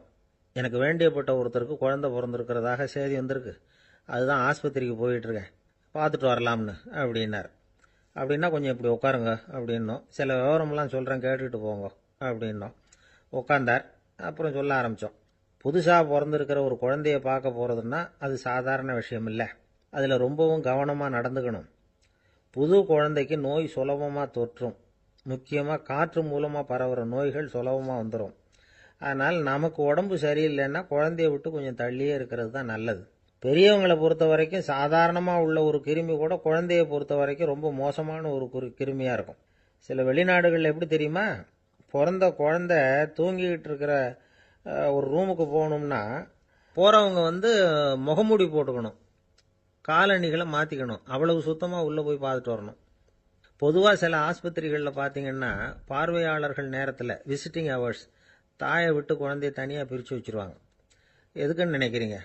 அந்த நேரம் பல பேர் வருவாங்க போவாங்க, அவங்க கை கால் சுத்தமாக இருக்காது, சுத்தமில்லாத கைகள் மூலமா கிருமிகள் பரவும். சுத்தமில்லாத கைன்னா மண்ணு தூசி படிஞ்சிருக்கிற கை மட்டும் தான் அர்த்தம் இல்லை. சாலையில் கையை வீசிக்கிட்டு நடந்து வர்றீங்க, குழந்தைய பொறுத்த வரைக்கும் அது கூட சுத்தமில்லாத கை தான். தாயை தவிர மற்றவங்க குழந்தைய தூக்காமல் பார்த்துக்கிறது நல்லது. தாய் கூட அளவோட கொஞ்சிறதோட நிறுத்திக்கணும். புதுசாக ஒரு குழந்தைய பெற்றிருக்கிற பொண்ணுக்கிட்ட மற்ற தாய்மார்கள் ஏதாவது சொல்லிக்கிட்டே இருப்பாங்க. குழந்தைய அப்படி வளர்க்கணும், இப்படி வளர்க்கணும் அப்படின்னு ஏதாவது அட்வைஸ் பண்ணிக்கிட்டே இருப்பாங்க. இப்படி ஓவராக அறிவுரை பண்ணுறது அந்த பொண்ணை குழப்பி விட்டுரும். அதனால் அப்படிலாம் பண்ணக்கூடாது. அந்த பெண்ணே ஏதாவது கேட்டால் கூட டாக்டர் சொல்ல வேண்டிய விவரங்களை எல்லாம் நாமே சொல்லிகிட்டு இருக்கக்கூடாது. புதுசாக பிறந்திருக்கிற குழந்தைய மட்டும்தான் இப்படி பார்க்கணும்னு இல்லை. ஒரு நோயாளி குழந்தைய பார்க்க போகிறதுனா கூட ரொம்ப எச்சரிக்கையாக தான் நடந்துக்கணும். ஒரு தின்பண்டமோ விளையாட்டு சாமானோ அந்த குழந்தைக்கு நாம் வாங்கிட்டு போகிறதா வச்சுக்குவோம். அதை நேராக கொண்டுகிட்டு போய் அந்த குழந்தைகிட்டே கொடுக்கக்கூடாது. அதோட அப்பா அம்மா கிட்ட ரகசியமாக கொடுக்கலாம். அவங்க முடிவு பண்ணட்டும் குழந்தைகிட்ட அதை கொடுக்கலாமா வேண்டாமாங்கிறத. அவங்களுக்கு தான் தெரியும் அதோட மனசும் உடம்பும். உங்கள் அக்கறையை காட்டுறதா நினச்சிக்கிட்டு குழந்தை வாயில் எதையும் கொண்டுட்டு போய் போடாதீங்க. போகிறப்போ உங்கள் வீட்டு குழந்தையும் அழைச்சிட்டு போகாதீங்க. இது நோயை வாங்கிட்டு வந்துடும், அல்லது புதுசாக ஒரு நோயை அதுக்கிட்ட கொடுத்துட்டு வந்துடும். என்னதான் உங்களுக்கு பழக்கமான குழந்தையா இருந்தால் கூட அதுக்கு விருப்பம் இல்லைன்னா பேசக்கூடாது. அங்கே போய் அவங்க பள்ளிக்கூடத்தை ஞாபகப்படுத்திகிட்டு இருக்கக்கூடாது. நோயில் இருக்கிறப்ப ஸ்கூலை பற்றி பேச அது விரும்பாது. ஆஸ்பத்திரியை விட்டு வெளியில் புறப்படுறப்போ குழந்தைகிட்ட சொல்லணும்னு அவசியம் இல்லை. அதோட அப்பா அம்மா கிட்ட சொல்லிவிட்டு புறப்பட்டா போதும். குழந்தை கோபிச்சிக்காது. சமூக சம்பிரதாயத்தை பற்றி அது கவலைப்படுறதில்லை. இப்படி எல்லா விவரமும் நம்ம எதிரில் உட்காந்துருந்தவங்க கிட்ட சொல்லி முடித்தோம். ரொம்ப நன்றி சார் அப்படின்னு சொல்லிவிட்டு அவர் புறப்பட்டார். குழந்தைங்க கொஞ்சம் வளர்கிற வரைக்கும் தான் நாம் எச்சரிக்கையாக இருக்கணும்னு இல்லை, வளர்ந்த பிறகு இன்னும் எச்சரிக்கையாக இருக்கணும். ஒரு பையன் பள்ளிக்கூடத்துலேருந்து திரும்பி வீட்டுக்கு வந்தான். முகம் பூரா நகத்தால் கீறி இருந்தது. அப்பா பார்த்து பயந்துட்டார். யாருடா உன்னை இப்படி பண்ணது அப்படின்னார். என் கூட படிக்கிற இன்னொரு பையன்னா. நாளைக்கு உன் கூட பள்ளிக்கூடத்துக்கு வர்றேன், நீ எனக்கு அவனை அடையாளம் காட்ட முடியுமான்னார். அது ரொம்ப சுலபம் நான் பையன். எப்படின்னார் அப்பா. அவன் காதில் ஒன்றை கையோடு எடுத்துகிட்டு வந்திருக்கிறேன், இதோ என் பையில தான் வச்சிருக்கேன் அப்படிங்கிறான் அந்த பையன். அன்பா இருக்கணும்னு அநேக பெரியவங்க சொல்லியிருக்கிறாங்க. நாமளும் அதை கேட்டுட்டு அன்பு காட்டுறதுக்கு தயாராக தான் இருக்கிறோம். அதை வாங்கறதுக்கு தான் ஆளை காணும். இருந்தாலும் அன்புல எத்தனையோ வகை உண்டு. அதை சரியா புரிஞ்சுக்கிட்டு அதுக்கப்புறம் அன்பு காட்ட ஆரம்பிக்கணும். வகையை புரிஞ்சுக்காம அன்பு காட்டினா வம்புல மாட்டிக்க வேண்டியதுதான். அன்புன்னா சாதாரணமா நினைச்சு விடாதீங்க. அதுல எவ்வளவு விதம் தெரியுமா?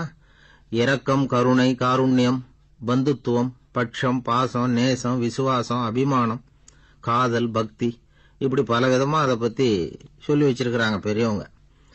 இந்த வார்த்தைகள்லாம் நாம கேள்விப்பட்டது தான். இருந்தாலும் அதுகளுக்குள்ள என்ன வித்தியாசம்னு கேட்டா சரியா சொல்ல தெரியாது. அதனால இந்த வார்த்தைகளுக்கெல்லாம் பெரியவங்க என்ன விளக்கம் சொல்றாங்கன்னு இப்ப பார்க்கலாம். எளியவர்கள் மேல செலுத்துற அன்பு இருக்கு பாருங்க, அதுக்கு இரக்கம்னு பேரு. அறிவு பலம், சரீர பலம், இது ரெண்டும் இல்லாதவங்க மேல, அதாவது வலிமையற்றவர்கள் மேல செலுத்துற அன்பு இருக்கு பாருங்க, அதுதான் கருணை. எறும்புல இருந்து யானை வரைக்கும் சகல ஜீவராசிகள் மேலேயும் காட்டுற அன்புக்கு காருண்யம்னு பேரு, ஜீவகாருண்யம். சிவி சக்கரவர்த்தி காட்டின அன்பு இந்த ரகம். உறவினர்கள், சொந்தக்காரங்க, அவங்க வசதியா இருந்தாலும் வறுமையில் இருந்தாலும் வித்தியாசம் இல்லாம காட்டுற அன்பு இருக்கு பாருங்க, அதுக்கு பேரு பந்துத்துவம். ஒரு எஜமானன் வேலையாள்கிட்ட காட்டுற அன்பு இருக்கு பாருங்க, அதுக்கு பேரு தான் பட்சம். அவனும் தன்னை மாதிரி மனுஷன்தாங்கிற நினைப்பு வேணும். ஒரு தாய் தன்னுடைய குழந்தை மேல, ஒரு குழந்தை தன்னுடைய தாய் மேல செலுத்துற அன்புக்கு பாசம்னு பேரு. ஈருடல் ஓர் உயிர்னு நினைக்கிறது இது. ராமரும் கௌசலையும் இதுக்கு உதாரணம். தம்மை ஒத்த நண்பர்கள் கிட்ட செலுத்துற அன்புக்கு நேசம்னு பேரு. வயசு, செல்வம், அந்தஸ்து இந்த வித்தியாசமெல்லாம் பார்க்காம அவங்க சுக துக்கத்துல சமபங்கு எடுத்துக்கிறது இது. கிருஷ்ணன் குசேலர்கிட்ட காட்டினது இந்த ரகம்.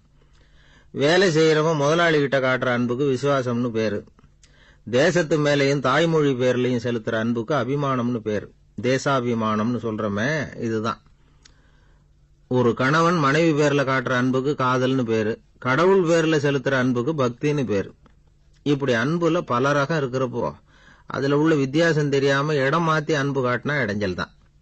சரி, இந்த அன்பை பத்தி விஞ்ஞானம் என்ன சொல்லுது தெரியுமா? இதயத்தை பாதுகாக்கிறதுக்கு முக்கியமா தேவைப்படுற ஒண்ணு இந்த அன்புதான்னு சொல்லுது. நெதர்லாந்து விஞ்ஞானிகள் இதை ஆராய்ச்சி பண்ணியே கண்டுபிடிச்சிருக்கிறாங்க. கொஞ்சம் முயல் குட்டிகளை 2 பிரிவா பிரிச்சாங்க. 2 குரூப்புக்கும் கொழுப்பு அதிகமா உள்ள ஆகாரத்தையே கொடுத்துட்டு வந்தாங்க. ஆனா ஒரு குரூப்புக்கு வெறுமன ஆகாரத்தை கொடுத்ததோட சரி, இன்னொரு குரூப் முயல்களுக்கு ஆகாரம் கொடுத்ததோட நிறுத்திக்கல. அதுக்கு முன்னாடி கூண்டுகளை திறந்து விட்டு முயல்களை கொஞ்ச நேரம் எடுத்து கொஞ்சி விட்டு அதுக்கப்புறமா ஆகாரம் கொடுத்தாராம் ஆராய்ச்சியாளர். இந்த குரூப்புக்கு இதய பாதிப்பு 60% குறைச்சலா இருந்துதான். சில நோயாளிகளுக்கு ஹார்ட் அட்டாக் வந்தாலும் அதை தாங்கிக்கிட்டு குணமாகிற சக்தி அதிகமா இருக்குது. இது எப்படின்னு ஆராய்ச்சி பண்ணி பார்த்திருக்கிறாங்க. அவங்க எல்லாம் மனைவி தன் பேர்ல ரொம்ப அன்பா இருக்கிறதாக நினைக்கிறவங்களா இருக்கிறாங்களாம். இதய நோயாளிகள் பல பேரை சந்திச்சு இதய நோய் ஏற்பட என்ன காரணம்னு கேட்டிருக்கிறாங்க. அவங்க சொன்ன காரணம்லாம் சாப்பாடு சம்பந்தமா இல்லையா, மனைவி அன்பா இல்ல, இப்படிப்பட்ட காரணத்தை தான் சொல்றாங்களாம். அதனால இதயத்தை பாதுகாக்கணும்னு நினைக்கிறவங்க அடுத்தவங்க அன்பா இருக்கிறது மாதிரி பாத்துக்குங்க, அதுதான் முக்கியம். ஒருத்தர் முகம் பூரா பிளாஸ்டரி போட்டுக்கிட்டு வந்தார். ரொம்ப கோபமா, என்னங்க ஆச்சுன்னு விசாரிச்சேன். எல்லாம் உங்களால தான் சார்னார். விவரமா சொல்லுங்களேன். என்ன, உங்க தகவலை கேட்டுட்டு ஒரு பூனைக்குட்டியை கையில எடுத்தேன், அன்பா அதை தடவி கொடுக்கறதுக்காக.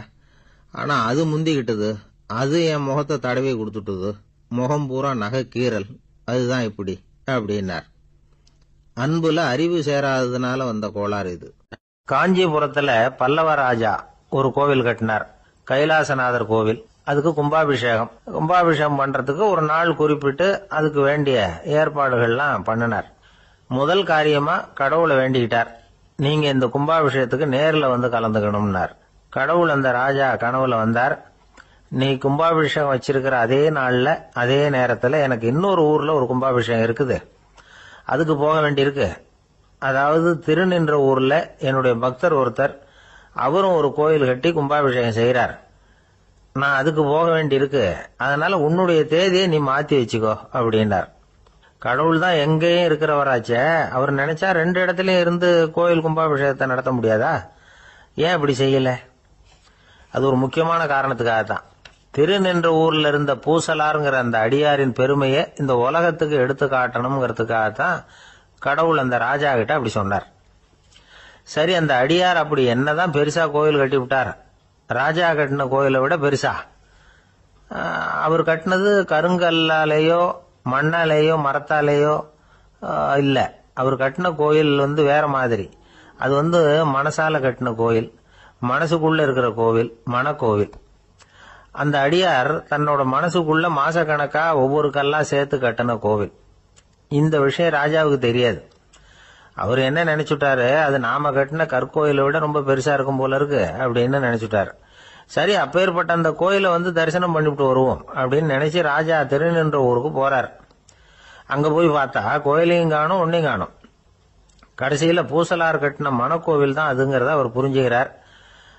உடனே அந்த அடியாரின் காலில் விழுந்து வணங்குறார். அவரோ, இது மனசால முயன்ற கோவில், இதுக்கு இத்தனை பெருமையா அப்படின்னு ஆச்சரியப்படுறார். இதுல ஆச்சரியப்படுறதுக்கு ஒண்ணும் இல்ல. ஆண்டவன் விரும்புறது அகபக்தியை தவிர புற தோற்றங்களே அல்ல. இத நாம புரிஞ்சுக்கிட்டோம்னா நமக்குள்ள எந்த வேறுபாடுகளும் வர்றதுக்கு வழியே இல்லை. இன்னொரு ராஜா இருந்தார். அவரு ஆண்டவனுக்கு படைக்கிறதுக்காக ஒரு தார் நல்ல செவ்வாழைப்பழமா எடுத்துக்கிட்டு போகணும்னு நினைச்சார். அதனால முத நாளே அதை வாங்கிட்டு வர சொன்னார் வேலைக்காரங்கிட்ட.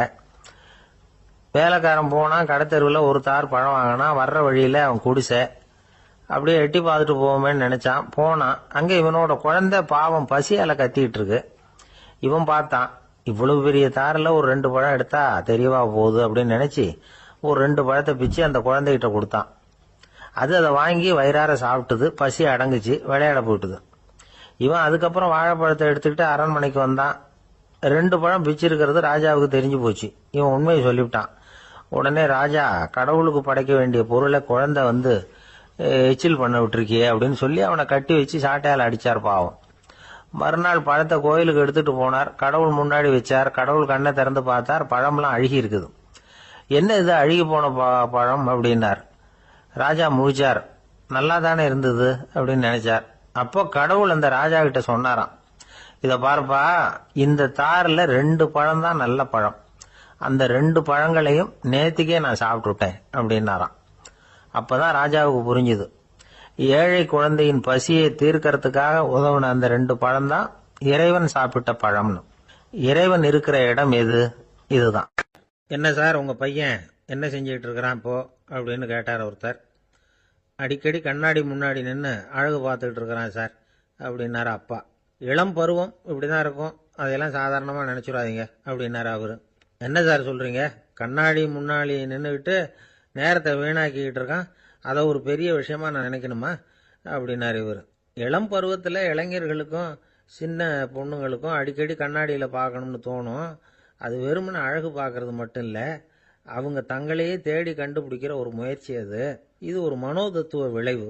இது வரைக்கும் சின்ன பிள்ளையா இருந்துட்டோம், இனிமேல் நாமளும் மற்றவங்க மாதிரி மனிதர்கள் தான் அப்படிங்கிற உணர்வு அவங்களுக்கு வருது.